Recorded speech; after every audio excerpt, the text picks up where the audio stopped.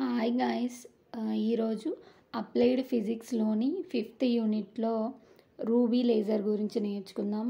So ఈ ruby laser concept చాలా important and lasers అన్ని కాన్సెప్ట్స్ కూడా మీకు వీడియో సెండ్ చేస్తూ ఉంటాను. ఫస్ట్ అయితే ఈ రూబీ లేజర్ అంటే ఏంటో చూద్దాం. Ruby laser is one of the solid state laser. ఇది చాలా ఇంపార్టెంట్, అండర్లైన్ చేసుకోండి. సాలిడ్ స్టేట్ అని ఎందుకన్నాము అంటే లేజర్స్ కొన్ని సాలిడ్ స్టేట్ ఉన్నాయి, గ్యాస్ లేజర్స్ ఉన్నాయి and next liquid state lasers కూడా ఉన్నాయి. మిగిలినవి తర్వాత చూద్దాం. ఫస్ట్ అయితే ఇది రూబీ లేజర్ అనేది solid state laser and which consists of 3 levels. First level ఏంటి అని అంటే అక్కడ జీనాన్ ట్యూబ్ ఉంది కదా, అది ఫస్ట్ లేయర్ అనుకుందాం. అండ్ నెక్స్ట్ సెకండ్ లేయర్ ఏంటంటే ఆ రాడ్ ఉన్న సర్ఫేస్ ఏమో సెకండ్ లేయర్, నెక్స్ట్ ఆ రాడ్ ఏమో third layer. It is developed by Maiman in 1960. Maiman అనే అతను డెవలప్ చేశాడు. Colour of ruby rod is pink. Ruby is a crystal of aluminium oxide యొక్క క్రిస్టలే ఈ రూబీ లేజర్. నెక్స్ట్ ఇది రూబీ లేజర్ యొక్క ఫార్ములా. రూబీ లేజర్ అనేది combination of aluminium oxide and chromium oxide. So ఈ ఫార్ములా అనేది మంచిగా హెడ్లైన్గా రాసేయండి, మంచిగా బార్డర్ కొట్టేసేయండి. Next chromium ions are the active medium in the ruby rod. Ruby రాడ్లో క్రోమియం అయాన్స్ అనేది యాక్టివ్ మీడియం. అంటే ఈ రూబీ లేజర్లో మొత్తం మెయింటైన్ చేసేది ఈ క్రోమియం అయాన్సే. నెక్స్ట్ కన్స్ట్రక్షన్లోకి వెళ్ళిపోదాం. First diagram of ruby laser. So ఆ డయాగ్రామ్ అనేది నేర్చుకోండి. సో మిడిల్లో ఉంది రూబీ రాడ్, దానికి ఎండ్స్లో సిల్వర్తో కోట్ చేసి ఉన్నాయి. ఎండ్స్ సిల్వర్ ఎందుకు అని అంటే silver is a good conductor of electricity కాబట్టి సిల్వర్ని కోట్ చేసి ఉన్నారు. Next generally in ruby laser 4 cm length and 5 mm diameter rod is used. Ruby లేజర్లో 4 cm లెంత్ అండ్ 5 mm ఉన్న డయామీటర్ యూజ్ చేస్తారు. Both the ends are coat with silver and next highly పాలిష్డ్గా ఉంటాయి. ఆ both the ends అనేవి highly polished, so silver coat అయి ఉంటాయి. Next ఆ సిల్వర్ కోట్ అయిన ఎండ్స్ ఒకటి పార్షియల్లీ రిఫ్లెక్టెడ్, ఇంకోటి ఫుల్లీ రిఫ్లెక్టెడ్. పార్షియల్లీ అంటే కొంచెమే అని అర్థం. And the ruby rod is surrounded by xenon flash tube. So దీన్ని అండర్లైన్ చేయండి, హైలైట్ చేయండి. సో జీనాన్ ఫ్లాష్ ట్యూబ్ని ఉంటుంది రూబీ రాడ్లో. Next xenon tube provides a pumping light to excite the chromium ions into the upper energy levels. Chromium ions అనేది upper energy లెవెల్స్కి వెళ్ళాలి అని ఈ ట్యూబ్ అనేది లైట్ని పంప్ చేస్తుంది. సో ఇక్కడ ఈ డయాగ్రామ్లో అవి ఎలా హయ్యర్ లెవెల్కి ఎలా ట్రాన్స్ఫర్ అవుతాయి అని ఇక్కడ ఈ డయాగ్రామ్ చూస్తే మనకి ఈజీగా అర్థమైపోతుంది. ఈ జీనాన్ ట్యూబ్ అనేది హైలైట్ని పంప్ చేస్తుంది. వేటికి క్రోమియం అయాన్స్ అనేవి అప్పర్ ఎనర్జీ లెవెల్స్ లాగా ట్రాన్స్ఫర్ అవ్వటానికి. నెక్స్ట్ వర్కింగ్లోకి వెళ్ళినట్లయితే the chromium ions get excited into higher levels by absorbing of 500-600 angstroms of wave length radiation. ఈ రేడియేషన్ని తీసుకొని అవి హయ్యర్ ఎనర్జీ లెవెల్స్లోకి ఎగ్జైట్ అవుతాయి క్రోమియం అయాన్స్ అనేవి.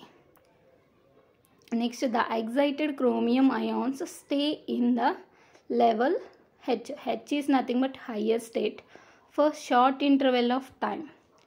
అక్కడ చూపిస్తున్నట్లుగా క్రోమియం అయాన్స్ అనేవి హయ్యర్ స్టేట్లోకి ఎగ్జైట్ అయిపోతాయి.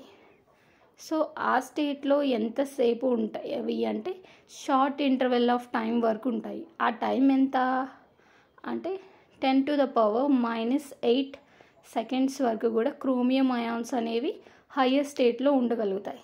దాని తర్వాత అవి అక్కడ ఉండలేవు. After their lifetime, most of the chromium ions are de-excited from higher to ground state. Next 10⁻⁻8 seconds అయిపోయిన తర్వాతకి క్రోమియం అయాన్స్ అనేది హయ్యర్ స్టేట్ నుంచి గ్రౌండ్ స్టేట్కి డీఎగ్జైటెడ్ అయిపోతాయి. But few chromium ions are deexcited from higher to medium level. కానీ కొన్ని chromium ions అనేవి ground స్టేట్లోకి డీఎగ్జైట్ అవ్వకుండా మీడియం స్టేట్ వరకు డీఎగ్జైట్ అయిపోతాయి.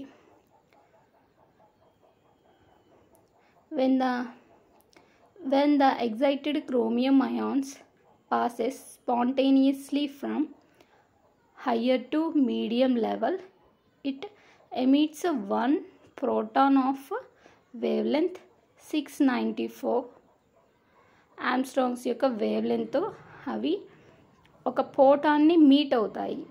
క్రోమియం అయాన్స్ అనేది హయ్యర్ టు మీడియంలోకి పడిపోతాయి అంటే డీఎగ్జైట్ అవుతాయి అన్నాం కదా. సో అవి ఒక ప్రోటాన్తో ఎమిట్ అయిపోతాయి. సో ఆ ప్రోటాన్ యొక్క wave length 6943 angstroms and this process is repeated again. So ఈ ప్రాసెస్ అనేది రిపీట్ అవుతూ ఉంటుంది. అంటే క్రోమియం అయాన్స్ అనేది మీడియంలోకి రావటం. Next medium is nothing but metastable state. ఈ ప్రాసెస్ అనేది రిపీట్ అవుతూ ఉంటుంది. అండ్ నెక్స్ట్ ఆ క్రోమియం అయాన్స్కి ఏమో ప్రోటాన్ ఎమిట్ అవ్వటం ఇది రిపీట్ అవుతూనే ఉంటుంది ఈ process. until the laser beam intensity is reached to a efficient level. The laser beam intensity is reached to a sufficient value. ఈ లేజర్ బీమ్ ఇంటెన్సిటీ అనేది దానికి సరిపోయినంత వాల్యూ వచ్చే వరకు కూడా ఈ ప్రాసెస్ అనేది రిపీట్ అవుతూనే ఉంటుంది. నెక్స్ట్ ఈ రూబీ లేజర్ యొక్క అడ్వాంటేజెస్ చూద్దాం. Used to measured plasma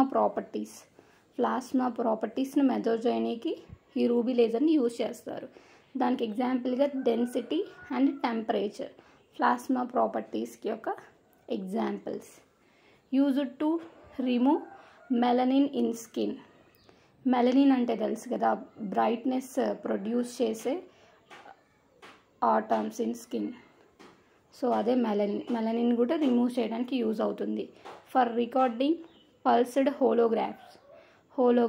pulsed హోలోగ్రామ్స్ని రికార్డ్ చేయడానికి కూడా యూజ్ అవుతుంది. And used in military. So ఇక్కడ 4 అప్లికేషన్స్ ఇచ్చాను, 4 పక్కా గుర్తుపెట్టుకొని రాయండి. Next drawbacks. It requires high pumping power కావాలంట ఈ రూబీ లేజర్కి. ఇది దీని యొక్క first drawback. So main points ఏదైతే ఉందో అవి అండర్లైన్ చేసుకోండి. It is a pulse laser. ఇది ఒక pulse laser. Efficiency of laser is very small. దీనికి చాలా తక్కువ ఎఫిషియన్సీ అనేది ఉంటుంది రూబీ లేజర్కి. If you like my video just click subscribe button and like button. Thank you for watching. Thank you a lot.